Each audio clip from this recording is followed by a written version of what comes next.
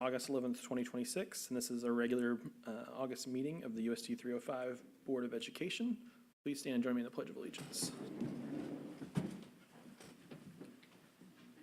I pledge allegiance to the flag of the United States of America and to the republic for which it stands, one nation, under God, indivisible, with liberty and justice for all.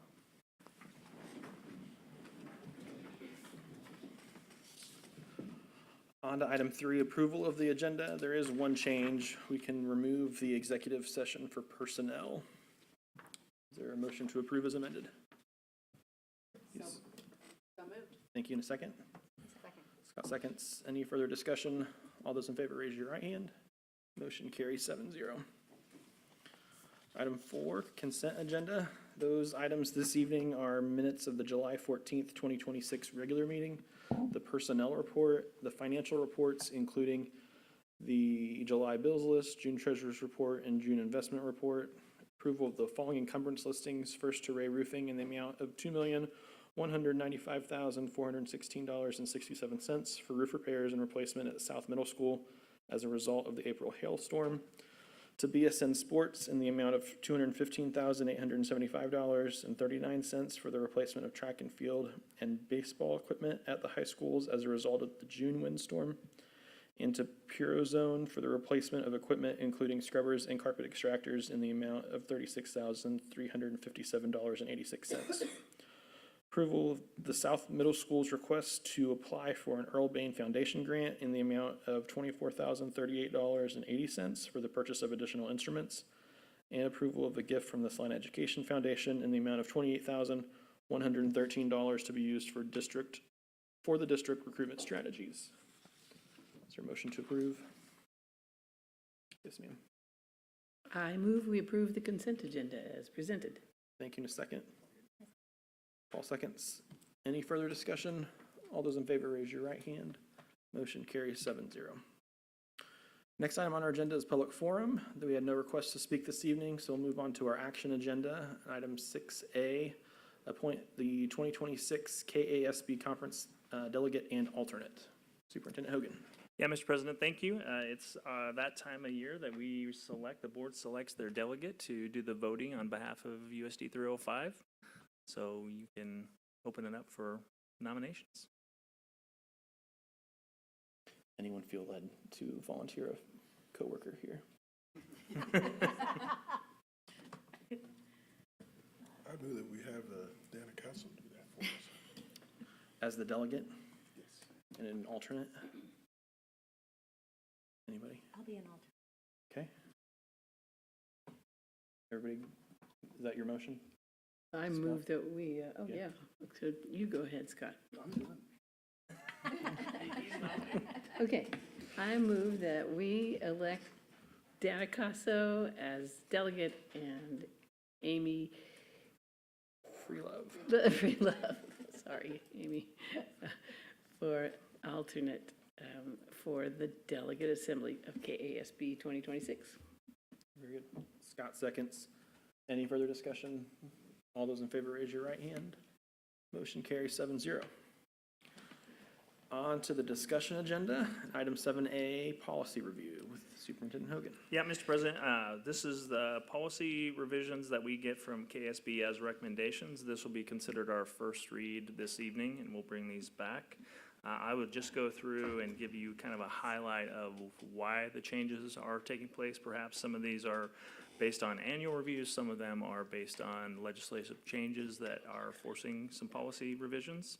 So we'll start with DFE. It's an investment of funds. It's based on the passage of House Bill 2152 and Senate Bill 435. Just provides some direction in terms of outlining what we're doing with investment of funds. EBBE is emergency drills, also a legislative change. House Bill 2534 was passed, and in this bill it specifically describes, this is for like crisis drills. Our requirements that we have to do have stayed the same, but they've provided some definition and sorted things out. No active shooter simulations are on the topics anymore. So KSD has been charged with giving us some specifics on what those things might look like as of October 1st. And I do think that they've changed some of these things to be an opt-in for us to visit with kids about. So, so more to come with that, but this represents those changes. And then we will have clearer guidance from KSD on October 1st. EE is a food services management. This is not word for word change. So typically our recommendation to the board is to adopt the language of KSB. So that way, if we're ever challenged on it, we can use their legal services to help us with that. This is a little different because it is, they give us some options on how to deal with debt, our school meal debt, that would really change the structure of what we're doing. And so we've opted out of those two options, but we did take on some other language. So that's our thinking behind EE. GAAC is sexual harassment. So since 2020, Title IX regulations are very complex in terms of investigations on any of those allegations. And this particular policy then adds another area that's just sex discrimination, separates that out from sexual harassment. And so it makes it easier to investigate, a simpler process, if you will, to investigate something that is claimed to be sex discrimination and not sexual harassment. ID80 is a Title I, deals with our Title I. This is going to help us better align with federal law and our state laws as it goes to those Title I funds. It probably will require us to do some more intentional parent engagement activities that we'll go through and talk with our Title I schools about. IHF is graduation requirements. This is a language change. The graduation requirements that they're talking about, they talk about 2 accomplishments in this new policy. You would have heard this as post-secondary assets in the past, and they're just utilizing those terms now differently. So the 2 accomplishments is what you would have referred to as post-secondary assets in the past. IBBGC is our staff online activities. This is based on House Bill 2299 and our social media platforms. We've talked a little bit about that, our communication platforms, and so this is updating those policies to keep us aligned. JB is our attendance records. This is one of many bills dealing with attendance. I think the idea behind this is really based out of legislation to deter our students from doing structured or sanctioned walkouts. So it clearly defines absenteeism, unexcused absences. There's consequences for school districts that aren't adhering to these policies in terms of what you're doing to record those absences. A couple big ones certainly are if you're determined by the state of Kansas to have violated these requirements, the state being KSDE, then you might not be able to count that day on your calendar, which goes towards our 1,116-hour requirement. And the other one is a pretty significant monetary fine as well. And so there'll be a number of policies that talk about attendance that really stem from that original conversation. JBC enrollments, this is again to address a legislative change to deal with foster students and their enrollment and attendance. Further goes on to talk about that with JBCB, foster care students. They've separated out the requirements of foster care students specifically to be addressed in not only JBCB, but also in the appropriate places throughout our policy handbook. JBCC, enrollment of non-resident students, also talks about foster care students and their ability to enroll even if they live outside of our boundaries.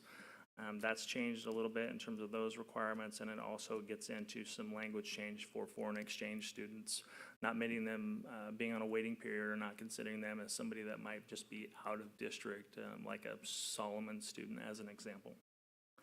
JBD, absences and excuses, again, this goes back to the walkout idea. So it cleans up the language so that those matching that original policy. JGCBB, administration of emergency opioid Drugs, now the school district is required to keep stock supplies of naloxone. We do that already, I think, in all of our buildings, but this requires every school to do it. There is a little bit of confusion with the distribution of that. Nurses are unable to distribute, I'll call it Narcan. They're unable to distribute if it's expired, although the state of Kansas is recognizing that we can keep expired Narcan on the shelves, but the nurses wouldn't be able to distribute that. So we would have some logistics to work through with that, which we'll address. JGEC, sexual harassment, again, goes back to clearing up that language and sorting that off, this being in the student section. JGFGAA is the stock supply of emergency medication. Schools now have the ability to stock with epinephrine and albuterol, and being able to keep those on hand for emergency situations, and they will outline, where you're supposed to keep those and who can distribute those medications. They've put a requirement of the turnaround that's you're obligated to meet 2 days when you get a records request from a different school. We have to have those to the new schools within that 48-hour time period. And that is a summary of the policy change. Again, first reading, no action needed to be taken. If you have additional questions, please feel free to reach out, and I'll do my best to get answers. Questions, comments? Thank you, Superintendent Hogan. Moving on to school reports and upcoming dates of importance. 2 dates on our calendar. First day of school tomorrow, August 12th, for everyone, grades 1 through 9, and otherwise, I think. And then November 6th through 8th, KASB conference in Wichita. Board report, Paul? Good evening. On the 15th of July, I attended the Salina Parks and Recreation Advisory Board meeting at the City County Building. Previous month's meeting was canceled due to the storm recovery and cleanup. So some of the things that were covered in the meeting were status of those operations, which were nearing completion. Other items that were discussed were the Jerry Ivy Park splash pad, Barkley Park improvements, and Matson Field dugouts. And that's all I have. Thank you.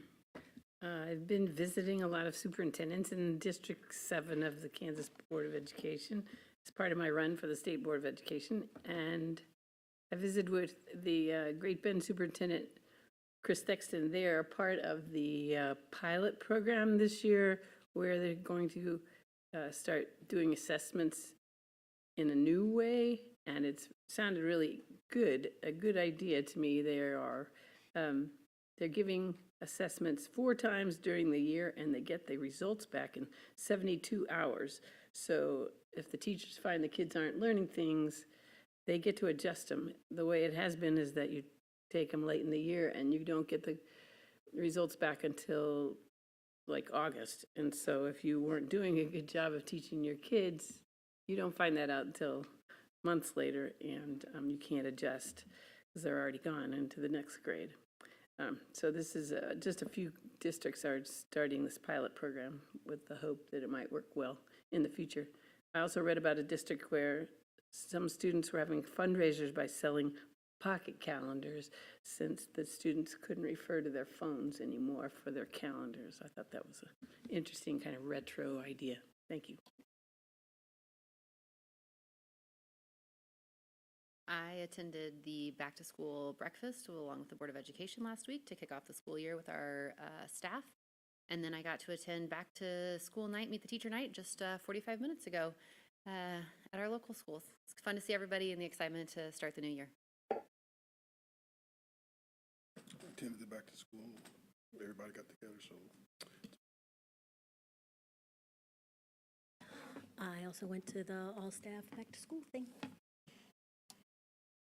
I did the same thing. I greeted our new staff members last week on their first day reporting for the new school year. It was a very full room and great to see that excitement of new people joining the district. And then also spoke on behalf of the board last week at the first day of all staff being back. And like Dana said, it was a great excitement and great seeing everyone back here. So on to superintendent's report. July 17th, I attended Board of Controls meeting. The 27th through the 29th, several of us attended the Great Ideas Conference that was hosted by KSDE in Wichita. We learned a little bit more about the assessment changes that Ann brought up, and also a requirement that all districts in Kansas will have is an at-risk cohort, so valuable information there. August 3rd, new teacher orientation and welcome, back to school on the 6th. Our first day of school is tomorrow. And then I'll participate in a panel for Leadership Salina this coming Friday.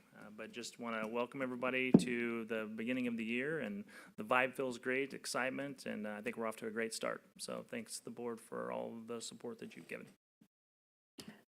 Thank you, sir. That is the end of our agenda. Is there a motion to adjourn? Second. Everyone seconded. All those in favor, raise your right hand. Motion carries 7-0. We're adjourned. Thank you.